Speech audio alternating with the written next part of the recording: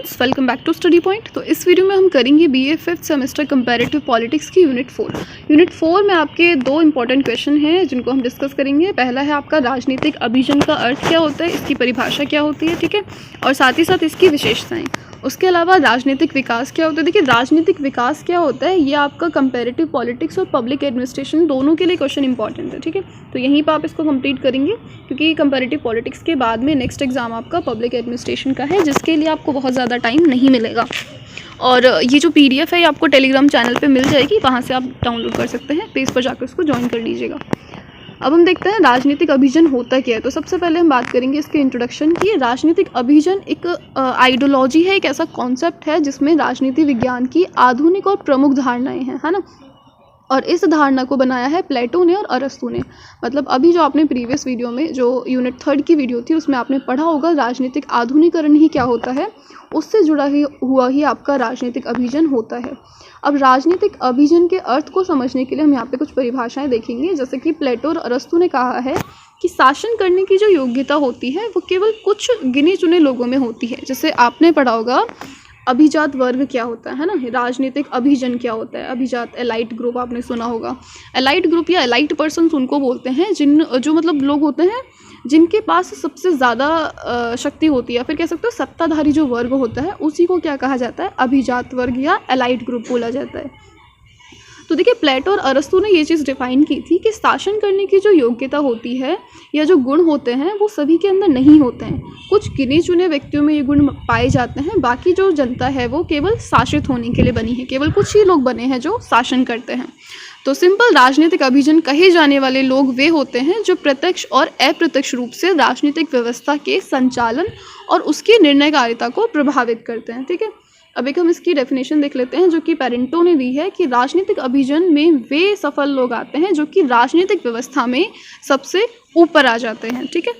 अब देखिए, राजनीतिक अभिजन क्या होता है ये मैंने आपको समझा दिया है। आपने अपनी वर्ल्ड हिस्ट्री में कुलीन वर्ग या मध्यम वर्ग ये सब कुछ फ्रांस रेवोल्यूशन में पढ़ा हुआ है, तो वहाँ से आप इस अभिजन वर्ग को और अच्छे से डिफाइन कर सकते हैं।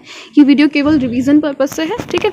अब हम देख लेते हैं राजनीतिक अभिजन की परिभाषा हम कर चुके हैं। अब हम करेंगे इसकी विशेषताएं।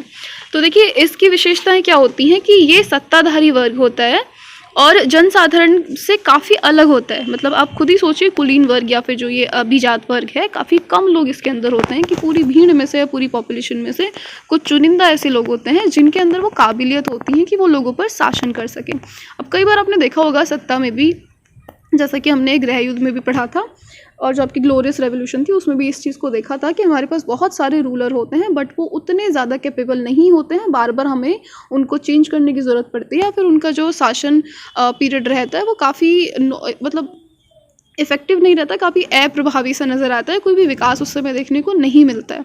तो उसी के अकॉर्डिंग यहाँ पे कहा गया है कि सत्ताधारी वर्ग में काफ़ी श्रेष्ठ लोग आते हैं और उनका स्थान बहुत जनसाधारण से ऊंचा माना जाता है। और ये समाज में अल्पसंख्यक होते हैं। मतलब प्रत्येक व्यक्ति के अंदर ये गुण नहीं होता है कि अगर उसको राजा बना दिया जाए तो वो शासन कर ही लेगा या वो समाज को अच्छे से चला ही पाएगा। तो इस वजह से इनको अल्पसंख्यक वर्ग में रखा गया है। अब इनके जो हित हैं वो आम लोगों से अलग होते हैं और विरोधी होते हैं, ठीक है। इन्हीं पॉइंट्स को आप एक्सप्लेन कर देंगे जब आप इस क्वेश्चन को लॉन्ग में लिखेंगे। अब चलते हैं नेक्स्ट क्वेश्चन की तरफ। राजनीतिक विकास क्या होता है, इसके साधन और समस्याएं बताइए। तो देखिए, राजनीतिक विकास पे क्वेश्चन अगर आप नहीं भी पढ़ते हैं तो आप पिछले 4 सेमेस्टर से पॉलिटी पढ़ते आए हैं, उसी के अकॉर्डिंग आप इसके डेवलपमेंट को बता सकते हैं। बट रिवीजन पर्पज से मैं थोड़े से पॉइंट्स यहाँ पे इंक्लूड कर दूंगी कि राजनीतिक विकास की जो अवधारणा होती है वो एक जटिल अवधारणा है। मतलब इसका अभी तक कोई भी सर्वमान्य अर्थ निकाल पाना असंभव है। अगर आपसे राजनीतिक विकास पूछा जाए तो किसी भी एक पर्सपेक्टिव से आप इसके आंसर नहीं दे सकते, या फिर कोई एक ऐसा हमारे पास एरिया नहीं है कि जिसको लेकर के हम इसको डिफाइन कर सकें। कि अलग अलग लोगों के लिए अलग अलग मत दिए गए हैं, मतलब अलग अलग लोगों के द्वारा अलग अलग मत दिए गए हैं राजनीतिक विकास को लेके। कुछ इस विकास को अपने पॉइंट ऑफ व्यू से देखते हैं, है ना।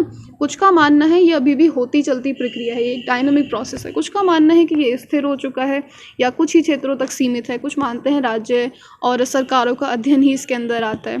तो इस टाइप से हम देख लेते हैं राजनीति के क्षेत्र में आगे बढ़ना ही क्या कहलाता है, राजनीतिक विकास कहलाता है। मतलब ये आप लिख सकते हो एक निरंतर चलने वाली प्रक्रिया है जो कि अभी भी सुचारू रूप से चल रही है। जैसे कि पहले आर्टिकल्स आपने देखे होंगे 395 थे बट अब वो आपके 490 समथिंग हो चुके हैं।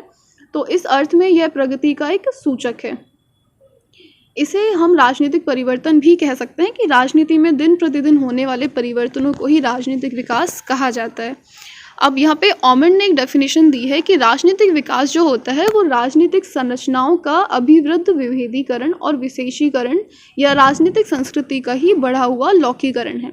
देखिए, ये सिंपल कहने की कोशिश कर रहे हैं, राजनीतिक संरचनाओं की जो आप वृद्धि देख रहे हैं, क्योंकि देखिए हर प्रकार की समस्या के लिए आप सिंपल एक लॉ बनाते हैं तो उसके लिए आपको एक कमेटी बनानी पड़ेगी। कुछ प्रॉब्लम्स इतनी बड़ी होती हैं कि आपको उनके लिए ऑर्गेनाइजेशंस बनाने पड़ते हैं। तो इन सब चीज़ों का जो विकास आप देख रहे हो, जो राजनीतिक संस्कृति में इतने बड़े बड़े परिवर्तन आप देख रहे हो, यही आपकी राजनीतिक प्रक्रिया या राजनीतिक विकास है। डायमंड ने एक डेफिनेशन दी है, राजनीतिक विकास एक ऐसी प्रक्रिया है जिसके द्वारा एक राजनीतिक व्यवस्था के नए प्रकार के लक्ष्यों को निरंतर सफल रूप से प्राप्त करने की क्षमता बनी रहती है। ठीक है, तो कोई भी एक डेफिनेशन आप लिख सकते हैं, अगर आपको दोनों याद हो जाए तो बहुत अच्छी बात है। उसके बाद अगला हम देख लेते हैं, राजनीतिक विकास की धारणा के आधार क्या होते हैं। अगर हम राजनीतिक विकास को डिफाइन कर भी रहे हैं तो किन किन बेसिस पे हम इसको कर सकते हैं, या फिर होता हुआ राजनीतिक विकास आपको किस प्रकार से दिखता है। तो देखिए, एक आधार हम मान सकते हैं भौगोलिक आधार। इसके अंतर के क्या आता है, राष्ट्र की भौगोलिक सीमाएं आती हैं, उन सीमाओं में होने वाले परिवर्तन हो गए, उनके प्रभाव को ही हम क्या कहते हैं, भौगोलिक विकास कहते हैं। जैसे कि आप 2019 में हुए अमेंडमेंट्स को बता सकते हैं यहाँ पे, कि जो आपका जम्मू कश्मीर है, जो कि एक राज्य का दर्जा जिसको मिला हुआ था, वहीं पे जम्मू कश्मीर और लद्दाख को अब 2 यूनियन टेरिटरीज़ में डिवाइड कर दिया गया है। तो उस चीज़ को आप यहाँ पे एक्सप्लेन कर सकते हैं एज एग्जाम्पल। विकासशील देशों की राजनीति भी इसी के अंतर्गत आती है। अगला आप ले सकते हो प्रकारात्मक, मतलब समाज में जैसे संस्थाएं हैं, मूल्य है, नेतृत्व है, इन सब की इन सब की जो संरचना होती है वो कुछ आवश्यक कार्यों के लिए होती है, और ऐसी आवश्यकताएं ही राष्ट्र विकास बन जाती हैं। ठीक है, अब आ जाते हैं विकास के लक्षण क्या होते हैं। तो विकास के लक्षण मतलब जिस तरीके से आपको अपनी कंट्री में होता हुआ विकास दिख पा रहा है, तो कौन कौन से लक्षण ऐसे आपको दिखते हैं जिनसे आपको लगता है विकास हो रहा है, या कौन कौन सी कमियां आपको ऐसी नज़र आती हैं कि अगर ये चीज़ें हो जाएं या फिर इनमें सुधार हो जाए तो उसको आप विकास में गिनेंगे।